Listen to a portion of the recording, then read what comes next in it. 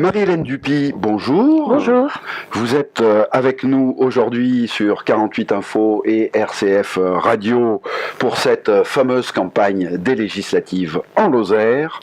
Alors, Marie-Hélène Dupy, vous vous présentez avec votre suppléant Badis Boussoir, qui est lui-même, comme vous, du secteur de Florac. Oui, des Cévennes, on va dire. Des Cévennes en général. Vous représentez tous deux le mouvement pour la décroissance. Alors vous allez bientôt nous expliquer ce que c'est exactement et pourquoi vous avez tenu absolument à vous inscrire dans le jeu politique alors que c'est pas trop votre secteur de prédilection, puisque je vais vous expliquer tout ça. Vous-même, vous venez plutôt du secteur associatif, avec beaucoup de bénévolat. Vous êtes une femme de radio. Aussi, oui, un petit peu. Alors, déjà, dites un peu à nos auditeurs, qui est Marie-Hélène Dupy ? Oh, ben écoutez, voilà, j'ai une longue vie, je commence à plus être toute jeune, donc il y a beaucoup de choses dans ma vie. En fait, je crois que j'ai surtout toujours cherché à faire des choses d'abord qui me plaisaient. J'ai fait beaucoup de choix dans ma vie. J'ai été agricultrice, notamment, pendant de longues années. Et puis, j'ai toujours été très, très intéressée par le milieu associatif, parce que je suis intéressée par le vivre ensemble. Et d'ailleurs, vous verrez que c'est un lien avec mon projet politique aussi.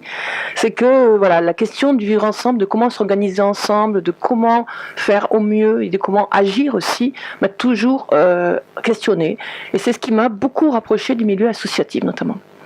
D'accord. Alors, mouvement pour la décroissance. Alors là, on ne s'inscrit pas dans le schéma politique traditionnel, si on peut dire. Non, non, non. Alors, plutôt que mouvement, même, je pourrais presque dire que c'est une nébuleuse, la décroissance. C'est une nébuleuse qui est née il y a un petit peu moins d'une vingtaine d'années. Alors, d'idées qui étaient déjà, bien sûr, théorisées, qui avaient déjà été... on s'inspire, par exemple, pas mal du socialisme utopique du 19e siècle ou de la critique de la technologie de certains auteurs du 20e siècle. Mais il se trouve que dans les années fin des années 90, début 2000, il y a des intellectuels qui ont commencé à placer ce mot de décroissance. Et le mouvement lui-même s'est créé aux alentours de 2005. Et en fait, il est très, très disparate. Il y a des gens qui sont issus de mouvements très divers.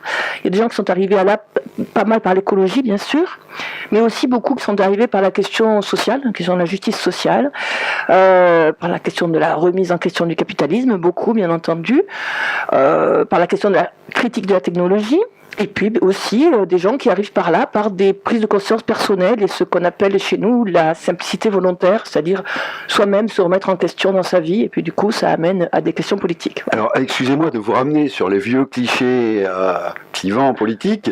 Donc vous êtes positionné sur l'échiquier plutôt à gauche, plutôt tendance écologiste. Oui, alors c'est difficile de nous situer parce qu'on est dans une critique très radicale du système. Bon, alors moi je vais vous parler personnellement, je me situe à gauche, j'avais des grands-parents communistes, ça y est, je vais vous parler un petit peu de moi. Donc je suis issue de ce milieu-là et donc ça me tient très à cœur, mon père était mineur, etc. Donc je me sens à gauche, mais d'une gauche très radicale et notamment par rapport aux anciens clivages, notamment Parti communiste, etc. Nous on se situe surtout dans l'antiproductivisme. Et ça, c'est la gauche. Alors, vous allez nous expliquer pourquoi et ce que c'est exactement que cet antiproductivisme. Alors déjà, pourquoi ? Je pense que tous les gens qui sont arrivés à la décroissance sont arrivés à un constat que l'homme était en train de détruire son milieu de vie. La planète nous survivra, mais par contre, la possibilité de la vie humaine sur Terre est détruite par l'homme. Alors ça fait longtemps que l'homme est un prédateur quelque part, sauf que il a accéléré le mouvement. Et le mouvement, il s'est accéléré par deux biais, je dirais, par le biais bien sûr des découvertes technologiques, de toutes les nouveautés, tout ce qu'on nous a fait passer pour du progrès, et bien sûr parallèlement par le système capitaliste, un système qui, de par son fonctionnement même, est un système qui demande du profit et donc de la croissance perpétuelle.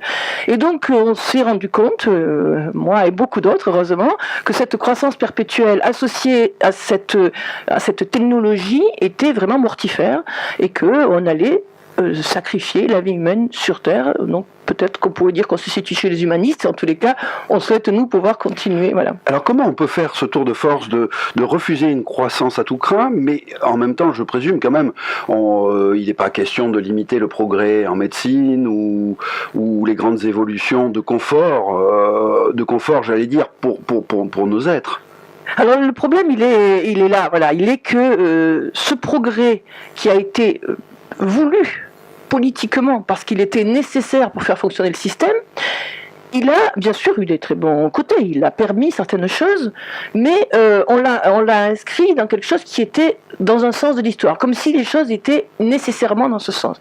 Et donc il va falloir faire des choix, et c'est ça d'ailleurs la décroissance. La décroissance, c'est vraiment une question de choix entre des choses qui sont en effet, on peut considérer comme un progrès, un réel progrès pour l'humanité, et puis des choses où quand même on peut vraiment s'interroger sur le réel progrès que ça génère, surtout si on met en parallèle de ce progrès les questions écologiques, les questions sociales, les questions par exemple de casse du lien social dans plein d'endroits, etc. Donc il y a plein de choses à mettre en parallèle de ces progrès. Quand on utilise une machine, c'est intéressant de regarder en face, tiens, d'où elle vient, qui l'a construite, de quel matériau on a besoin, etc. C'est toutes ces questions-là qu'il faut se poser en décroissance. Alors, concrètement, là nous arrivons fin juin, vous avez passé le cap du premier tour, le soir du deuxième tour arrive, vous êtes parmi les finalistes, vous gagnez. Ça, c'est improbable, mais allons-y. Alors, donc c'est improbable, mais vous vous présentez quand même. Bien sûr, mais sauf qu'il faut être réaliste. Donc je sais que c'est improbable, ça n'empêche pas de me présenter, mais voilà. Alors, et de jouer le jeu d'ailleurs. On va changer un tout petit peu de question avant d'y revenir. Pourquoi vous présentez, c'est pour faire passer un message fort, pour prendre qu'il y ait une prise de conscience? Alors il y a deux éléments dans le fait de se présenter. Il y a bien sûr le fait qu'on a envie de faire passer ses idées et ses réflexions, parce que ce sont avant tout des réflexions, et que le maximum de personnes s'en emparent, et que la campagne électorale c'est un bon moyen de parler à des gens qui ne sont pas justement déjà convaincus, qui ne sont pas déjà là-dedans. Ça c'est la première chose. Et puis le deuxième élément, c'est que en effet, moi, je suis extrêmement critique par rapport au système représentatif actuel, mais au moins, s'il doit avoir au moins un sens, si le vote doit avoir un sens, c'est au moins le sens de s'exprimer réellement, d'exprimer ses convictions, d'exprimer ses opinions, et pas d'être toujours, comme le veut notre système électoral majoritaire, etc., finalement, un vote utile, un vote contre, ou un vote, malgré tout, voilà. Donc, on aimerait que les gens puissent s'exprimer réellement par ce vote. Voilà. Alors maintenant, j'en reviens à cette fameuse soirée électorale du deuxième tour. Vous allez être élu, vous êtes élu. Qu'est-ce que vous allez amener de concret aux Lozériens, puisque il y a ces deux facettes au métier de député, celle qui concerne notre territoire. Qu'est-ce que vous allez leur amener? Alors, juste avant de revenir au territoire, je pense que ce serait une grosse révolution à l'Assemblée nationale. Voilà. Tout à l'heure, je vais vous demander dans quel groupe vous allez vous inscrire. Ce serait très drôle. Mais je jouerai le jeu. Alors, au niveau de la Lozère, est un département particulier, très particulier en France, on le sait tous. Peu peuplé, très vaste, très peu dense. Moi, je voudrais deux choses. La première, c'est que les Lozériens arrêtent de se considérer comme en retard et au contraire se considèrent comme en avance. Parce que je suis totalement persuadée que certains modèles de vie de la Lozère, certaines façons d'être encore en Lozère, certaines organisations du territoire en Lozère sont l'avenir. Et que c'est vers ce type de choses qu'il va falloir aller, à travers notamment un très fort rééquilibrage ville-campagne. Nous, on est vraiment fortement contre la métropolisation. Et donc, je pense que les territoires ruraux ont beaucoup à apporter dans une société de décroissance. Toute la question des savoir-faire, par exemple, qui ne se sont pas encore totalement perdus, tout un tas de choses comme ça. Et puis qu'on arrête avec ce complexe d'infériorité de la campagne sur la ville, et que non, c'est pas parce qu'on n'a pas d'autoroute, d'aéroport, de fibres, machin, ou de je ne sais quoi, qu'on est en retard. On peut être très en avance. Et aussi, par exemple, sur la question des liens sociaux et des possibilités. On a beaucoup de possibilités de choses qu'on peut faire encore en Lozère qu'on ne peut plus faire ailleurs. Donc ça, c'est la première chose. Le deuxième élément, je dirais que peut-être que la seule chose dont je souhaite qu'elle croisse, c'est la population lozérienne. Oui, en effet, ça fait bon de dire, mais certains de mes camarades décroissants, mais je leur dis non, mais chez nous, il nous faut de la croissance démographique. Et comment ça s'organise? Par un rééquilibrage, justement, ville-campagne, etc. Alors, c'est compliqué. Personne ne va dire que c'est simple. Nous, on travaille beaucoup sur la question de la propriété et de l'usage. On pense que le droit de propriété, qui est un droit qui est inscrit dans nos constitutions, dans nos grands textes, comme même la Déclaration des droits de l'homme, a été mal compris. Il a été pris volontairement, mal compris par le... Enfin, il y a eu la volonté de mettre dans le droit de propriété un ensemble de choses qui font qu'aujourd'hui, il peut y avoir, et on le voit beaucoup en Lozère, des abus du droit de propriété. C'est-à-dire qu'à partir du moment où on est propriétaire de quelque chose, eh bien, on peut finalement en faire ce qu'on veut, et donc ne plus le laisser en usage. Et pour accueillir des gens en Lozère, il faut laisser en usage des logements, il faut laisser en usage des terres, il faut laisser en usage des outils de production, il faut que les personnes puissent réellement, sans avoir à faire des acquisitions qui sont souvent très lourdes, etc. Et voilà, et on ne veut, voilà, et voir des volets fermés en Lozère alors que des personnes cherchent des logements, c'est quelque chose de tellement inadmissible. Alors, il y a un travail à faire, c'est peut-être ce que je pourrais apporter à l'Assemblée nationale, sur une vraie réflexion à avoir, c'est pas simple, sur le droit de propriété. Alors, le temps passe très vite. En conclusion, dites aux électeurs pourquoi voter pour vous.